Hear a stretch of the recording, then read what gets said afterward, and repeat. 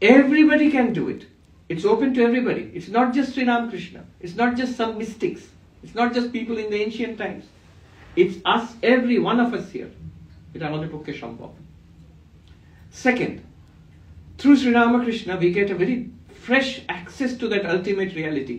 সেই ঈশ্বর, ভগবান, ব্রহ্ম কেমন? What's it like? It's not something that we are familiar with. We can read books, but according to Sri Ramakrishna, it's like fresh, direct source. What's it like? And উনি বলছেন, ঈশ্বর সাকার এবং নিরাকার, সগুণ এবং নির্গুণ. The ultimate reality is infinite. It is so capacious that it is with form and without form. At that time there was a big debate. So under the influence of the Christian missionaries, Hindus were made to feel that আমরা তো মূর্তি পূজা করি, এটা যেন ভুল, এটা ঠিক নয়. God is formless. Why do you worship God in a form? This is idolatry. And so Hindus felt a kind of inferiority. তখন ব্রিটিশ রাজ্য, কলকাতায় তখন ব্রিটিশ সাম্রাজ্য, তো সেই ডিবেট চলতো, আচ্ছা সাকার কি ঠিক নাকি নিরাকারই ঠিক, আপনার কোনটাতে বিশ্বাস, সাকারে বিশ্বাস না নিরাকারে বিশ্বাস? This kind of debate used to go on, with form or without form. And Sri Ramakrishna would say both are right and both are the same reality. And he gave that beautiful example, jal or borof, water and ice. He would say in the ocean there are places of intense cold where the water freezes into icebergs, and the icebergs have many forms. Same water, which doesn't have a form as such. So icebergs have many forms. And he says because of the devotion of the devotees, God assumes forms. Which means, so it's very subtle there.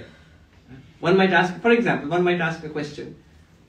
You think the form of God is Vishnu. We just talked about Vishnu. But Sri Ramakrishna thought the form of God was Kali. And somebody else in some other religion might think this God has no form. Isn't it cultural? এটা তো তাহলে অন্য কোনো দেশে যারা ঈশ্বরে বিশ্বাস করে তারা তো এই ফর্মে বিশ্বাস করে না, then it's your culture only. Sri Ramakrishna's answer is so subtle. He says, because of the love of the devotees, the devotion of the devotees, God assumes forms. So there is a contribution, there is a certain cultural contribution to it. You in this culture, you catch hold of the infinite through this form. This is an access, a doorway, a portal for realization of that ultimate. Somebody may do it without any form. Somebody may do it through this form or that form. Then which form is correct? That question is also answered. Sri Ramakrishna says, Jato mat, tato pat. As many opinions, as many paths, as many religions, so many paths to the ultimate. You can worship God as Krishna. You can worship God as Rama. You can worship God as Shiva, as Kali, as Vishnu. And why not go beyond the limits of Hinduism? Sri Ramakrishna smoothly, he transcended the limits of Hinduism as Allah, as the Father in heaven, as the Vaheguru of the Sikhs. So, the same God is worshipped in many forms and formless also. Not just formless. Those who worship God without form, suppose Sikhs or Muslims or Christians, but they attribute many qualities to that formless God. All loving, all knowing, the just, most beneficent, most merciful, so many qualities. Muslims have 99 qualities which they attribute. The names of Allah is there. So, but there is, in Hinduism you go further. No quality also can be attributed.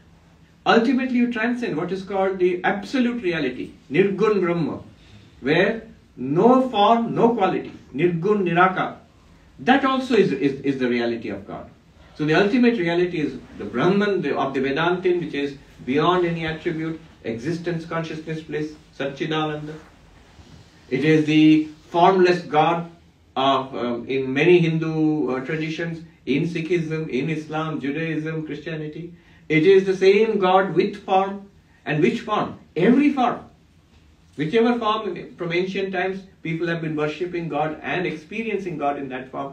So Sri Ramakrishna validated religion, and in what might be called in a maximal form. Not that those are superstitious, we will believe only in God, it has to be formless and it has to be in certain qualities, that much God only is real, the rest of it was superstition. No. Sri Ramakrishna expands it so much, none of it is superstition. All those ancient traditions which have come down for centuries and millennia, those are all reaffirmed, validated, and rejuvenated because of this testimony of Sri Ramakrishna. Swami Vivekananda, when he was asked about image worship in this country also and in India, Vivekananda would say, if image worship can produce one like Ramakrishna, worship 1,000 images, I say. মূর্তি পূজা করে যদি একটা ঠাকুর শ্রীরামকৃষ্ণ তৈরি করা যায় তাহলে 1000টা মূর্তি পূজা করো।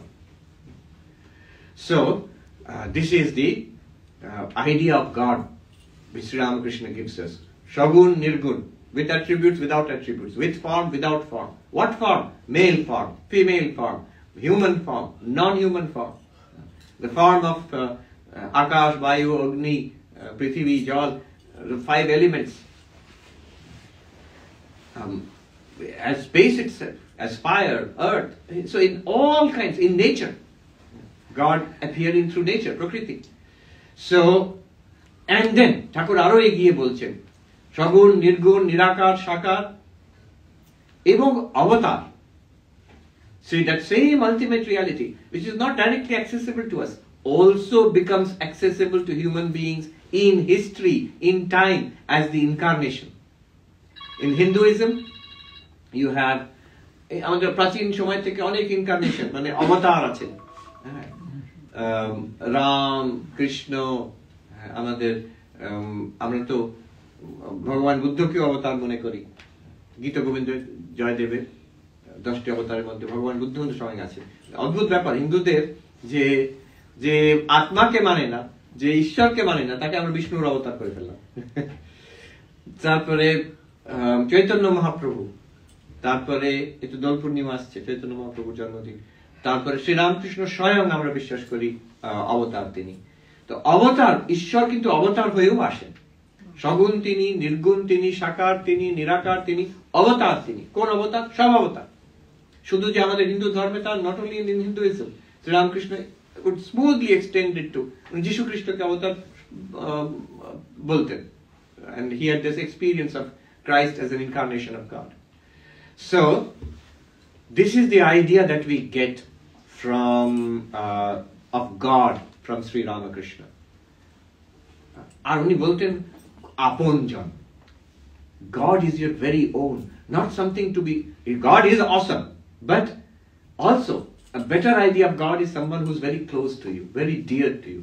Make God, in Hinduism we make our divine relationship, our relationship with the divine, we humanize it and we divinize our human relationship.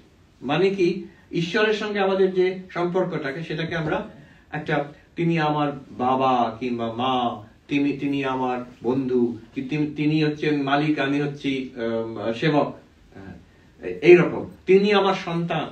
So you set up a human relationship with the divine. The Lord is my father or mother, very much accepted in Hinduism প্রাচীন সময় থেকে। ঈশ্বর হচ্ছেন মা রূপে। আচ্ছা, ঈশ্বর হচ্ছেন যিনি প্রভু, আমি তার দাস, হনুমান যেমন। আচ্ছা, ঈশ্বর হচ্ছেন বন্ধু, অর্জুন আর ঈশ্বর যেমন, কৃষ্ণ যেমন, ঈশ্বর বন্ধু আমার। তারপরে ঈশ্বর আমার সন্তান, God is my child, যেমন গোপাল, যেমন রামলালা। আর ক্রিশ্চিয়ানিটিতে বেবি জিসাস কিন্তু সেই রকমই, you can treat God as a child. এরকম ভাবে ঈশ্বরকে আপন করে নেওয়া, the human relationship. আমরা ঠিক উল্টোটা করি আবার হিউম্যান বিইংদের সঙ্গে। If you want to be spiritual, you should see the spiritual reality in all beings. তো তার মধ্যে বাবা, মা, ভাই, বোন, স্বামী, স্ত্রী, তাদের মধ্যে আমি ঈশ্বরকে দেখছি। I am divinizing my human relationships. এইটা ঠাকুর শেখাতেন। মানুষের বিষয়ে ঠাকুর কি বলতেন? What was Sri Ramakrishna's take on human beings, sentient beings in general, especially human beings? তিনি বলছেন শিবজ্ঞানে জীব সেবা। You know, these are human beings, yes, jiva, but they are in reality none other than Shiva. Jivi kintu Shiv. That means when we are coming across human beings, we are coming across God. Swami Vivekananda said, never approach anything except as God. What a tremendous thing to say. Never approach anything except as God. ঈশ্বর বই কিছু নেই, অতএব যে মানুষের কাছে আমি যাচ্ছি, যে ঘটনা, যে পরিস্থিতি, যে বস্তু, সবই ঈশ্বরময়। So the human form is the greatest temple of God. মন্দির আছে, কিন্তু সবচেয়ে বেস্ট মন্দির হচ্ছে যে এই মনুষ্য দেহর মধ্যে, তার মধ্যে হৃদয়তে, সেখানে গর্ভগৃহের মতন ঈশ্বর বসে আছেন। So this was his idea about Jiva. But he was very practical. ঠাকুর খুব প্র্যাকটিক্যাল। আমরা যখন প্রশ্ন করি, আচ্ছা মানুষের মধ্যে ঈশ্বর দেখবো, কিন্তু ভালো মন্দ মানুষ তো আছেই। There are people who are good, there are people who are bad, people who are harmful. তখন কি করবো? Common sense. So Ramakrishna was full of common sense. তিনি বলতেন হাতি নারায়ণ কিংবা বাঘ নারায়ণ, বলছেন যে সবাইকার মধ্যে নারায়ণ আছেন, বাঘের মধ্যেও নারায়ণ আছে, কিন্তু বাঘ নারায়ণকে আলিঙ্গন করা চলে না। You can't embrace. আমরা একটা মজার ভয়াবহ একটা ভিডিও দেখলাম ইউটিউবে দেখছি, আফ্রিকাতে কোনো সাফারিতে বোধহয় একজন গাড়িতে যাচ্ছে, সাফারিতে গাড়িতে ইয়ের মধ্যে, বুশের মধ্যে, তো হঠাৎ দেখছে যে একটু দরজাটা খুলে বাইরে দেখছে একটা বিশাল বড় সিংহ বসে আছে বাইরে, এরকম করে তাকিয়ে আছে ওর দিকে। ও সঙ্গে সঙ্গে দরজাটা বন্ধ করেছে। একজন ভিডিও তুলছিল, তাকে কিছু বলছে, দরজাটা বন্ধ করেছে কিন্তু লক করেনি। তারপর দেখছি দরজাটা আপনি খুলে যাচ্ছে, সিংহটা খুলছে দরজাটাকে। তা বাঘ নারায়ণকে তো আলিঙ্গন করা চলে না, বাঘ তো তোমাকে, সে তখন তোমাকে আলিঙ্গন করবে, হয়ে গেল শেষ। You have to be careful. You have to protect yourself, but know that the divinity is present in all of these forms, scary forms also, in scary forms also. The beautiful example he gave was the elephant Narayana. So one person, one brahmachari, a student, he was taught by the guru that God is Narayana, God is in all beings, everywhere. So he liked the teaching. Then he went out into the village for begging for alms or whatever it is. He didn't come back, people went to search for him. They found that he had become unconscious, he had been thrown to the side of the road. So they got him back, they revived him, and they asked him, what happened? He said, well, sir, he told his guru, sir, you taught me that everything is God, and God is in everything. And I was walking down the village road, people started shouting, run away, a crazy, mad elephant is coming, run away. And I thought, well, God is in that elephant also, so there's no problem. I kept on walking. Then the elephant came and everybody ran away. And there was a Mahut, the one who controls the elephant, on top of the elephant, and he was unable to control the elephant. So he was shouting, get out of the way, I can't control the elephant, get out of the way. I thought, well, God is in the elephant, nothing will happen. And the elephant caught him, he said, it caught me and tossed me up to the side and I lost consciousness. Why did this happen to me? You said, yeah, God is in everything. And then the guru said, but God is in the mouth too. He told you to get out of the mouth. Why didn't you listen to God in the mouth? So this is common sense. Yes, God is in all living beings. Shiva Jnana Jiva Seva. When you can deal with human beings as God and serve God, worship God by serving human beings. So this one formula, আমাদের Ramakrishna Mission here in the center where we are here, there's a lot of philanthropic work is going on, but what is the philosophy behind it? Children are being educated, buildings are being put up, relief activities are going on.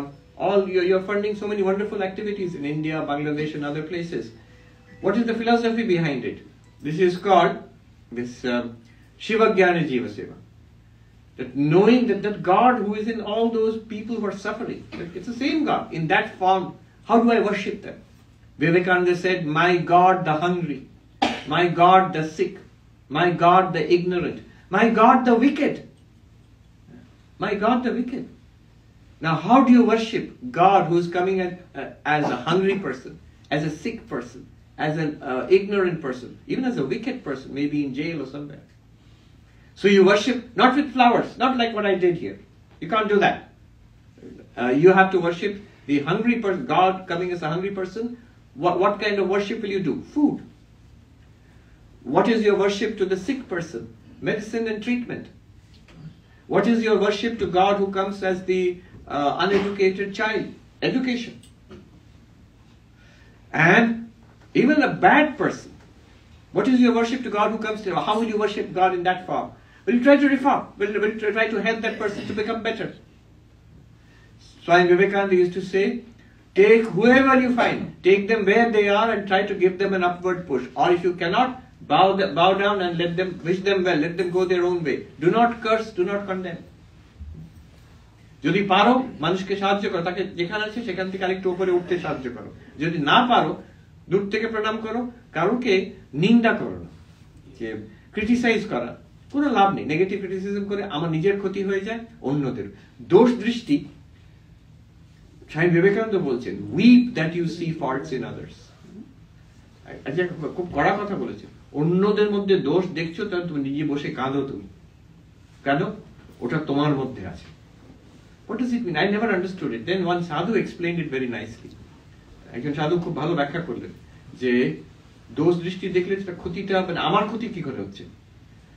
বলছে আমরা কিন্তু, সাধুটি বলছেন, বাইরে, হিন্দিতে বলেছিলেন আর কি, কিন্তু বাইরে কেউ ভালো কি মন্দ সেটা এই অর্থে নয়। আমাদের হয় কি, আমাদের মধ্যে কিছু ব্যাপারে খারাপ ধারণা, দেশ আছে, রাগ আছে, বিরক্তি আছে আমাদের নিজের মধ্যে।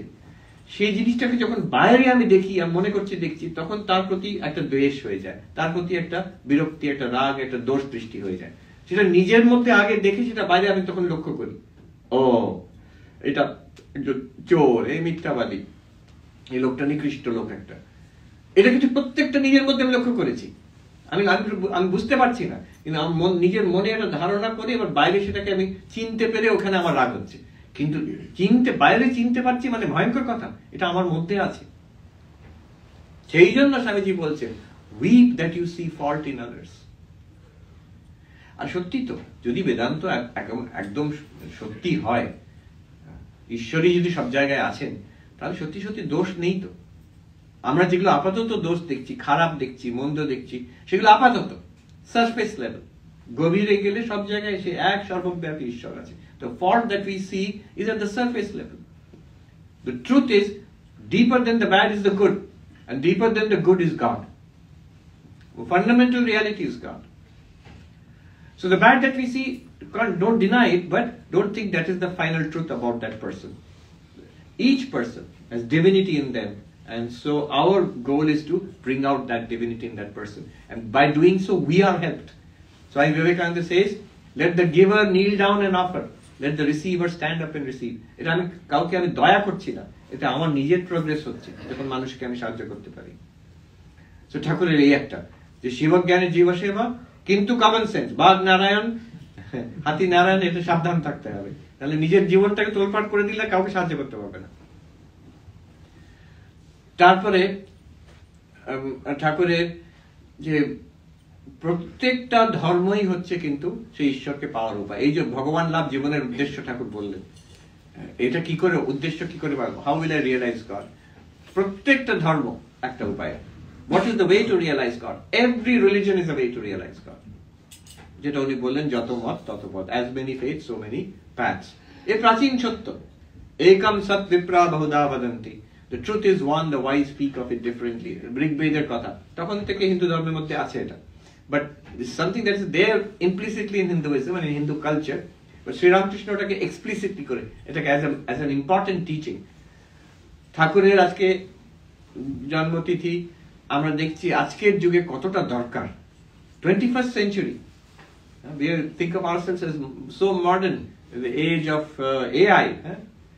সেখানে কিন্তু মার কাট, হানাহানি, একে অপরের উপরে দ্বেষ, anger, hatred based on religion, race, these things are all, they're still there amongst us, very much so. So Sri Ramakrishna's teaching of the harmony of the religions, that all these different religions are paths of realizing God, and they are all true. শুধু সকল ধর্ম নয়, হিন্দু ধর্মের মধ্যেই ঠাকুরের জীবনে আমরা দেখতে পাই তিনি অদ্বৈতবাদী, তিনি দ্বৈতবাদী, তিনি তান্ত্রিক, তিনি বৈষ্ণব, তিনি শাক্ত, তিনি শৈব, সবগুলো তো নিজে করেছেন উনি হিন্দু ধর্মের মধ্যেই। একটা ঠিক আর অন্যগুলো ভুল তা নয়, একটা সুপিরিয়র অন্যগুলো নিকৃষ্ট তা নয়, প্রত্যেকটা দিয়েই সেই অনন্তকে পাওয়া যায়। এটা ঠাকুরের জীবনের শিক্ষা। দ্বৈতবাদ ঠিক, বিশিষ্টাদ্বৈতবাদ ঠিক, অদ্বৈতবাদ ঠিক, তন্ত্র ঠিক, শাক্তরা ঠিক বলছে, বৈষ্ণবরা ঠিক বলছে, শৈবরা ঠিক বলছে, সব উপায় দিয়ে পাওয়া যায়। শুধু তাই নয়, হিন্দুইজমের বাইরেও যে খ্রিস্টান, মুসলমান, ইহুদি, শিখ, তারপরে জৈন, বৌদ্ধ, এরা সবই কিন্তু সব পদ দিয়ে ঈশ্বরকে পাওয়া যায়, এই একটা কথা। তারপরে আবার দেখা যাচ্ছে ঠাকুরের জীবনে আমরা 4টে যোগের সমন্বয় বলি, রাজযোগ, জ্ঞান যোগ, ভক্তি যোগ, কর্মযোগ, এটা স্বামীজির কথা, কিন্তু ঠাকুর এইভাবে না বললেও ঠাকুরের জীবনে এটা দেখা যাচ্ছে। স্বামীজি বলছেন he lived that life and I interpreted it. Swamiji is more like a messenger of what he read in Thakur's life.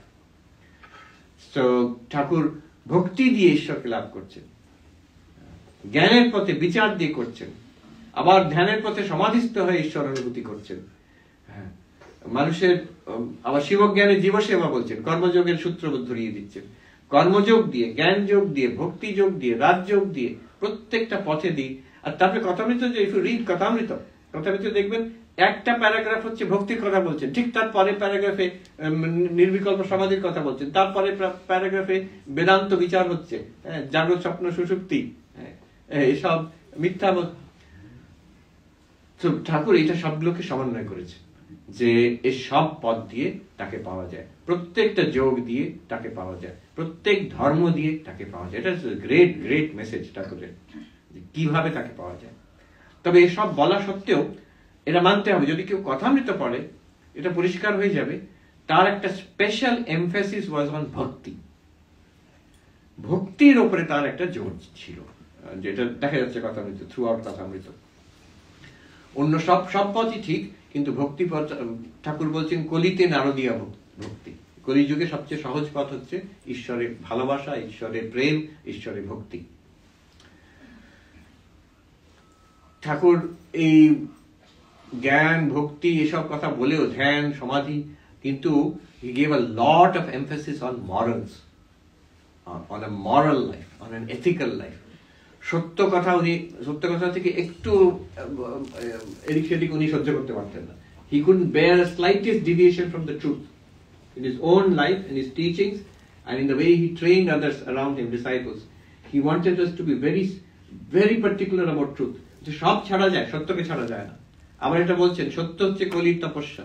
The only austerity, the real austerity in this age, in this dark age of Kali, is truth. Trying to hold on to the truth in you. That struggle, চেষ্টাটা, তার জন্য অনেক sacrifice করতে হবে জীবনে। তো এই হচ্ছে তপস্যা। কেউ উপবাস করে তপস্যা করতে পারে, কেউ এক ঠাঙে দাঁড়িয়ে প্রার্থনা করে তপস্যা করতে পারে, কেউ গঙ্গা জলে নেমে ঠান্ডার মধ্যে তপস্যা করতে পারে, কেউ সারা রাত শিবরাত্রিতে জেগে থেকে তপস্যা করতে পারে, সব ভালো। কিন্তু জীবনে সত্যকে ধরে রাখার যে তপস্যাটা, এটা বেশ শক্ত। এটা রিয়েল, এটাতে রিয়েল স্পিরিচুয়াল প্রগ্রেস হয়।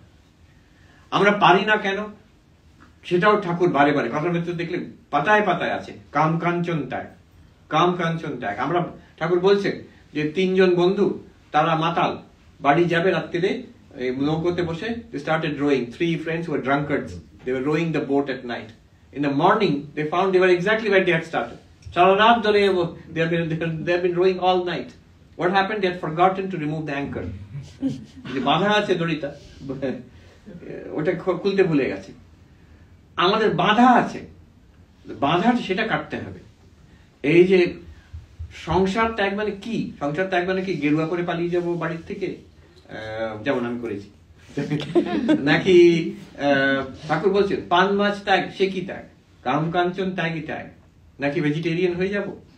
এটা একটা বড় বড় ব্যাপার। ধর্মের কোনটা এখনো এই নিয়ে প্রশ্ন আজ অব্দি, যে কোনটা সেন্ট্রাল। আমি যদি নন ভেজিটেরিয়ান খাবার খাই, তাহলে কি স্পিরিচুয়াল হতে পারবো না? আচ্ছা, ভেজিটেরিয়ান খাবার কি খেতেই হবে, তারই স্পিরিচুয়াল হবে? তো ঠাকুর বলছেন পান মাছ ত্যাগ কি, ও কি ত্যাগ? কাম কাঞ্চন ত্যাগই ত্যাগ। The renunciation of greed, lust and gold, he says. Lust and greed, renunciation of lust and greed, এটা সবচেয়ে শক্ত। এটাই আমাদের সংসারের সঙ্গে একটা খুঁটি, ওই বাঁধা আছে ওই জায়গায়। ওটা সহজে যাবে না, কিন্তু চেষ্টা করতে হবে। ওইটা our real effort should be in renunciation of lust and greed. অন্য ত্যাগ ভালো, it's a good discipline. কেউ যদি নন ভেজিটেরিয়ান খাবার ছেড়ে দিয়ে ভেজিটেরিয়ান খাবার খেতে আরম্ভ করে, গুড ডিসিপ্লিন। কিন্তু মনে করো না যে সেটাতে ভগবান লাভ হয়ে যাবে। তবে কাম কাঞ্চন ত্যাগের উপরে ঠাকুর খুব জোর দিয়েছেন, পাতায় পাতায় উনি বলেছেন যে ত্যাগ মানে এই কাম কাঞ্চন ত্যাগ। সংসারের সঙ্গে মানুষ এইখানে বাধা আছে।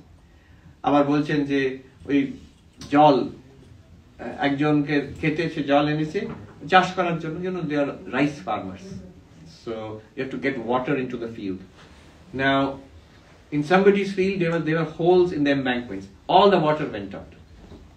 সেগুলোকে বন্ধ না করলে জল জমবে না সেখানে। ঠিক তেমনই সাধনা যারা করছে, যে গর্ত দিয়ে বেরিয়ে যাচ্ছে, এটা হচ্ছে ওই কাম কাঞ্চন দিয়ে, বাই লাস্ট এন্ড গ্রিড, সেখান দিয়ে মানুষ সংসারের দিকে চলে যায়, সংসারের সঙ্গে বেঁধে আছে। তো ঠাকুর এটা খুব ত্যাগ মানে কাম কাঞ্চন ত্যাগ। আরেকটা বড় জিনিস এখানে ঠাকুরের কথায় হচ্ছে যে সংসারে কি হবে, যে আমরা গৃহী, বারে বারে কথা বলতে এই প্রশ্ন তো ওঠানো হচ্ছে যে আচ্ছা আমাদের কি উপায়, তবে উপায় কি মহাশয়, এরকম প্রশ্ন বারে বারে আসছে, তবে উপায় কি মহাশয়, আচ্ছা গৃহস্থতে কি হবে, আচ্ছা আমাদের কি ত্যাগ করতে হবে, এরকম প্রশ্ন। Shri Ramakrishna would always say, না তোমাদের ত্যাগ করতে হবে কেন? গৃহী যে সে ত্যাগ করবে মনে, আর সন্ন্যাসী যে সে মনে, ভিতরে আর বাইরে দুটোই ত্যাগ করবে। ভিতরের ত্যাগ কিন্তু আসল ত্যাগ, বাইরে ত্যাগ করলাম আর ভেতরে ত্যাগ করিনি তাহলেও কোনো লাভ নেই। আর যে ভেতরে ত্যাগ করেছে বাইরে কিন্তু সংসারে আছে, নিজের কাজ করছে, পরিবার নিয়ে আছে, নিজের কর্তব্য করে যাচ্ছে, সে কিন্তু মহাযোগী, ভেতর থেকে ত্যাগ যতটা করতে পেরেছে। তো কাজেই সংসারে থেকে হবে। হোয়াট ইজ দ্য ওয়ে, কি সাধনা করব আমি? ঠাকুর খুব সহজ কথায় বলতেন, উপায় কি মহাশয়? এগেইন এন্ড এগেইন কথার মধ্যে দেখা যায় উপায় কি মহাশয়। তিনি কি বলতেন? বলতেন যে সাধু সঙ্গ, প্রার্থনা আর মাঝে মাঝে নির্জনে বাস। সাধু সঙ্গ, প্রার্থনা আর মাঝে মাঝে নির্জনে বাস। নির্জনে বাস মানে সবসময় এই লোকদের সঙ্গে থাকবো, এই ঝগড়া করছি, এই ভালোবাসা, এই আবার ফাটাফাটি হয়ে গেল, আচ্ছা এটা ঠিক আছে, কিন্তু মাঝে মাঝে একটু তফাতে থাকা।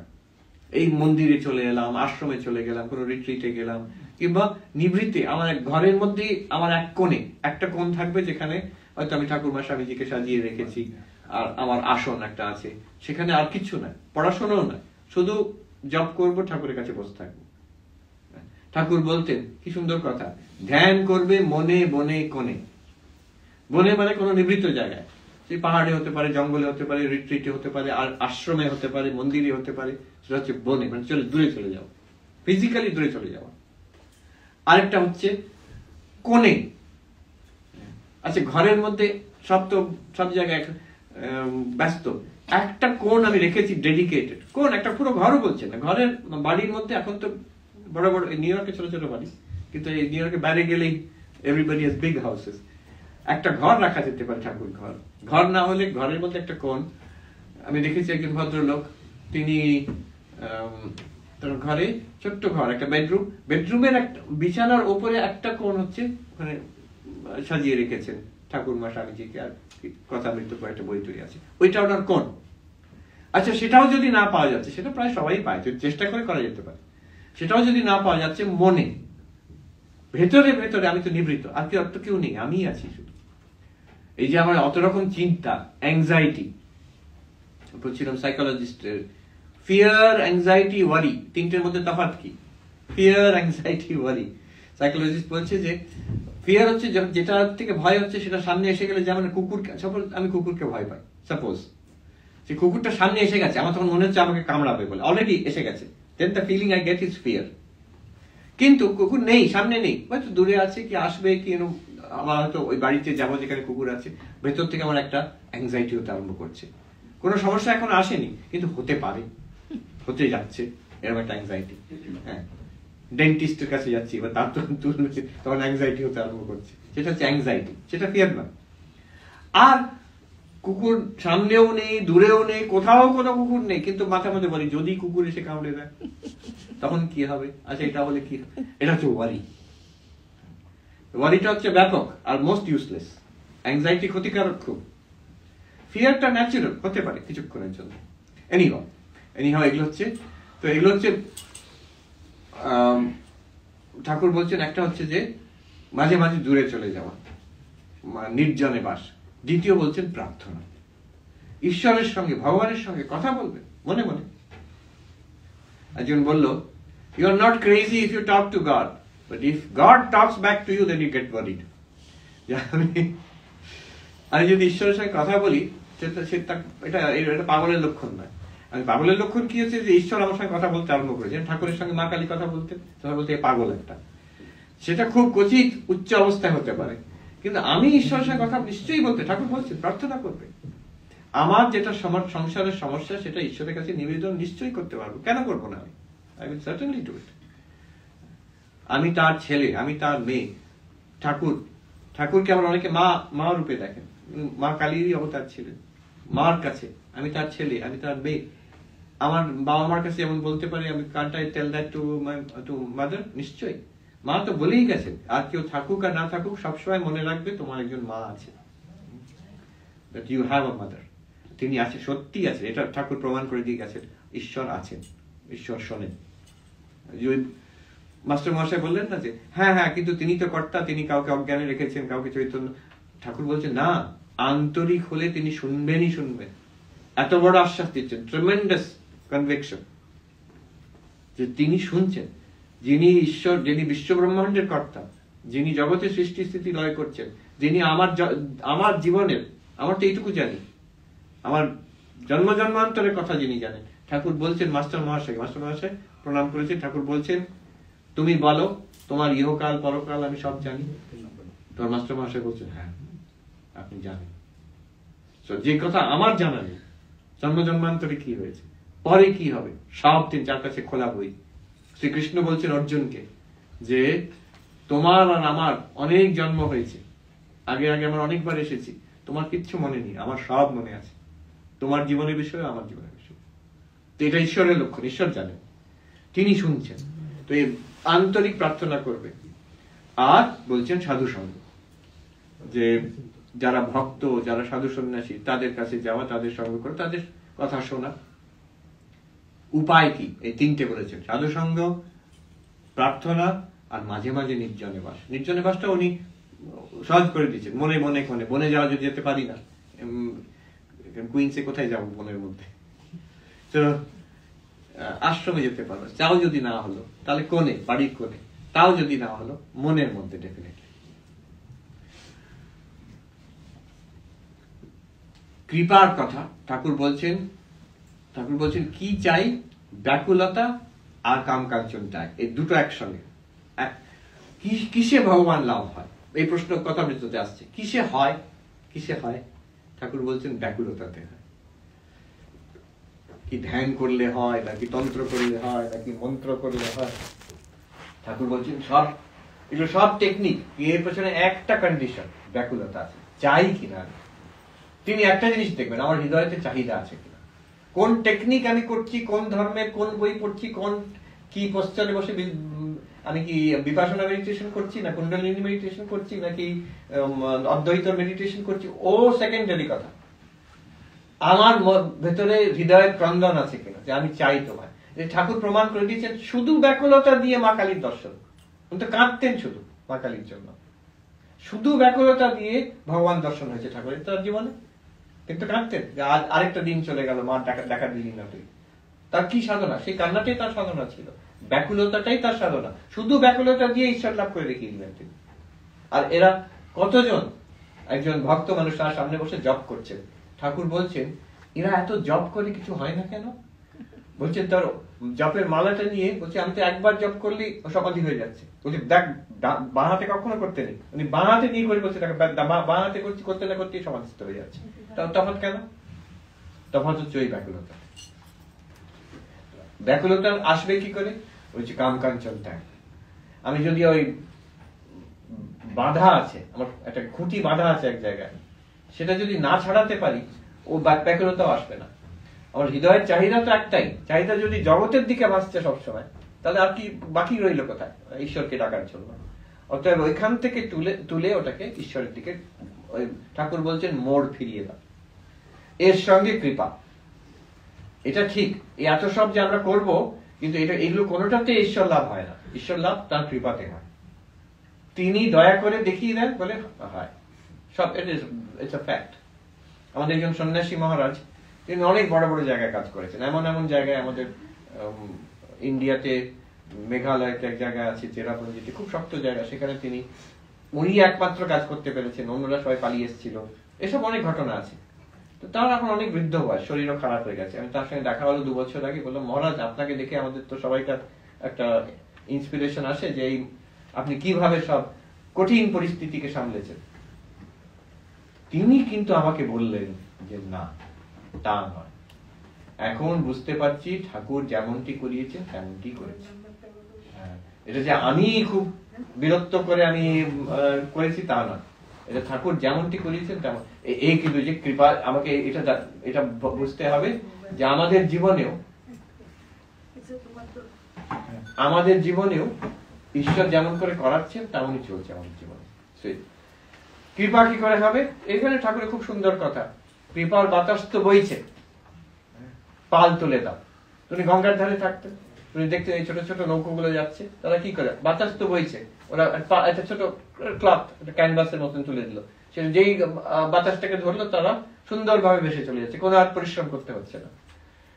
ওই আমাকে একটু শরণাগত হতে হবে, ঈশ্বরে মন লাগিয়ে রাখতে হবে, তখন কৃপার বাতাসটা আমি ধরতে পারবো। আমি একটু নিচু হয়ে শরণাগত হয়ে থাকলে, তার কথা মনে রাখলে, মন প্রাণটা তার চরণে রাখলে, তখন দেখবো তার কৃপার বাতাসটা আমার জীবনে বইবে। তখন আছে, আমরা ধরতে পারছি না।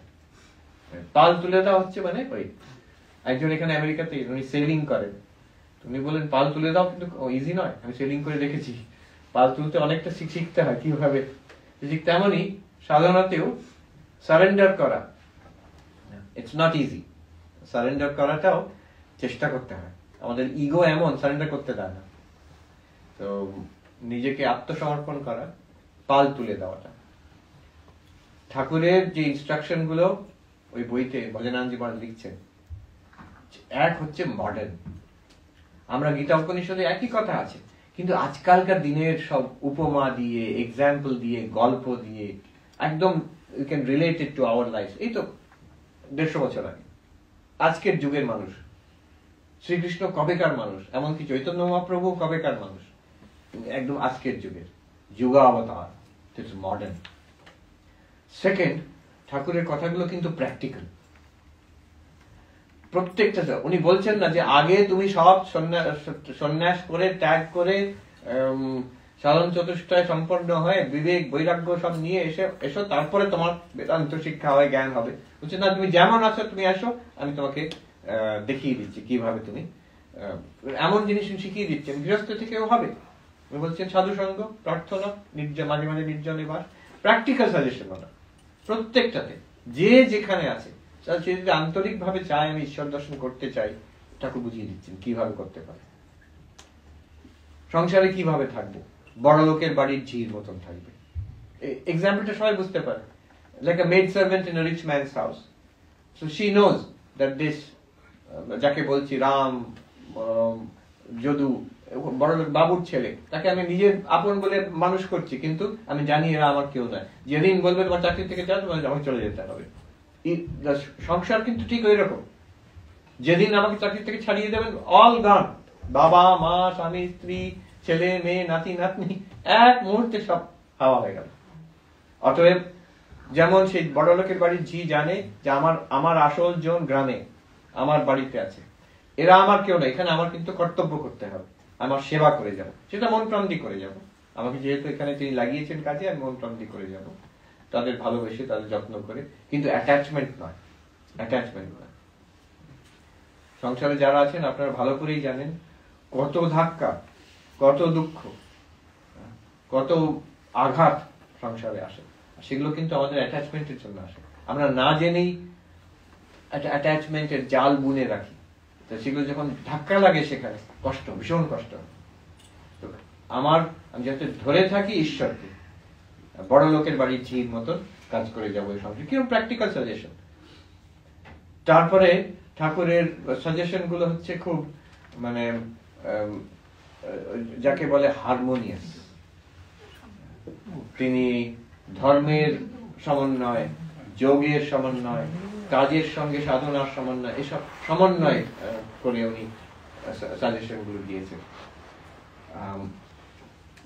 ঠাকুরের শিক্ষাগুলোর মধ্যে নো অকাল্টিজম, এটা ভেরি ইম্পর্টেন্ট থিং। অনেক সময় ধর্মের পথে যারা আসে, সিরিয়াসলি আসে, তারা একটা সাইড ট্র্যাক হয়ে যায়। সাইড ট্র্যাক হচ্ছে যে সিদ্ধিতে, অন্য মনের মধ্যে কি আছে ওটা পড়ে নেবো, আচ্ছা মহারাজ আমি যা যা ভাবছি সেটা কিন্তু হয়ে যাচ্ছে একটার পর একটা, সাবধান খুব, এটা ভালো কথা নয় যে হয়ে যাচ্ছে একটার পর একটা। তখন মন ওইগুলোতে যায়। আরম্ভ হয়েছিল কি করে আমি শ্রীকৃষ্ণের দর্শন পাবো, কি ঠাকুরের দর্শন পাবো, এবার মানুষের মনে কি আছে সেটা জানতে চাই, এবার আমার মনে এটা উঠলো, আমার ইচ্ছাগুলো পূর্ণ হয়ে যাচ্ছে। এইগুলো হচ্ছে সিদ্ধি বলে। সিদ্ধি মানে অকাল্ট পাওয়ার, স্পিরিচুয়াল পাওয়ার্স, আর এগুলো সাধককে খুব ক্ষতিকর। সে যে কোনো মহাপুরুষ তারা কিন্তু এটা খুব ওয়ার্নিং দিয়ে গেছে।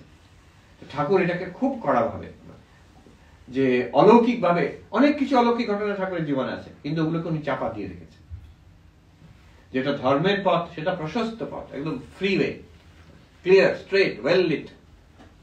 কাম কাঞ্চন ত্যাগ, ব্যাকুলতা, ঈশ্বরের অনুরাগ, বিষয় বিরাগ, ঈশ্বরের অনুরাগ, ভক্তি হবে, জীবনের উদ্দেশ্য ঈশ্বর লাভ, ঈশ্বর জ্ঞান লাভ, ভক্তি লাভ, এটা জীবনের উদ্দেশ্য। শিবজ্ঞানে মানুষের সেবা করবে, এইগুলো একদম পরিষ্কার শিক্ষা। এতে কোনো লুকোনো ব্যাপার নেই, কোনো মিস্টিরিয়াস সিক্রেট ব্যাপার নেই, কোনো এই টেলিপ্যাথি, কোনো ভুতুড়ে ব্যাপার নেই। ওগুলোর মধ্যে সত্য থাকতে পারে, but they harm our spiritual life. ঠাকুরের ওগুলো কোনো নেই ওখানে। সো এমনকি ঠাকুরের দেখে কখনো মনে হয় না যে উনি খুব সায়েন্সে খুব ইন্টারেস্টেড, প্রায় অশিক্ষিত ছিল। যা শুনেছেন মানুষের কাছ থেকে শুনেছেন, কিংবা পণ্ডিত সাধুদের কাছে তাদের কথায় শুনেছেন, গুরুদের কাছ থেকে শিখেছেন। আমাদের মডার্ন সায়েন্স অর্থ তো পড়েননি উনি, কিন্তু ওনার অ্যাটিটিউডটা দেখুন। মাঝে মাঝে গিরিশ ঘোষ আর নরেন্দ্র ডিবেট হচ্ছে, লজিক্যাল ডিবেটস। মাঝে মাঝে মহেন্দ্রনাথ সরকার, যিনি cultivation of first Indian science institute আরম্ভ করেন, রিসার্চ ইনস্টিটিউট, মহেন্দ্রনাথ সরকার ঠাকুরের ডাক্তার ছিলেন, তার সঙ্গে গিরিশ ঘোষের রামচন্দ্র দত্তের ডিবেট হচ্ছে। অন্যরা ভক্তরা তারা বলছে এইসব কথা আলুনি লাগছে, এইসব যুক্তি তর্ক, এগুলো কি, এগুলো একটু ভক্তির কথা হোক, প্রেমের কথা হোক। ঠাকুর বলছেন না গো, এর মানে আছে। No, let them debate it. Rational discourse, debate based on reason and logic. He says there is a meaning in this. Let this be there. This is the opening of this ancient religion to the modern age, to put it on a basis of logic, of reason, of acceptability to the modern mind. এটা ঠাকুর খুব জানতেন যে একটা নতুন যুগ আসছে, সেখানে ধর্ম মানুষকে নিতে গেলে it has to be on the basis of modern thinking, on modern rationality, modern values. And Sri Ramakrishna was very much open to that. ওনাকে দেখলে মনে হয় তিনি সেকেলের মানুষ বলে, কিন্তু খুবই he was facing the future. So this is what we have got from Sri Ramakrishna. আজকে আমি ঠাকুর মা স্বামীজির কাছে প্রার্থনা করি আমাদের সবাইকে তিনি আশীর্বাদ করুন, যাতে ভক্তি হয়, জ্ঞান হয়, বৈরাগ্য হয়। And let the mother protect all of us, আমাদের জীবনে, আমাদের আশেপাশে, তাদের কৃপায় আমাদের জীবন যাতে ধন্য হয়, মনুষ্য জীবন ধন্য হয়। ওম শান্তি শান্তি শান্তি, হরি ওম তৎসৎ। শ্রী রামকৃষ্ণার্পণমস্তু।